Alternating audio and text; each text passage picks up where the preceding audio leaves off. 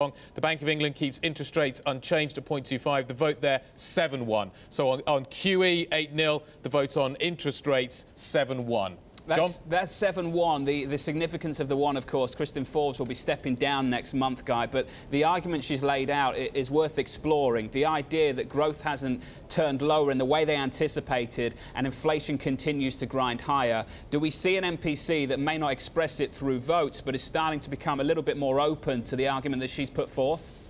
Well, I think you probably can deduce that from the line talking about tighter policy than the yield curve implies. The markets, because it has this assessment that the bank will look through this inflationary story because it's transitory, because it's linked to the currency, maybe doesn't hold water. Maybe they are concerned about second-round effects, that will have an impact through into the wage story and will have an impact elsewhere as a result of that.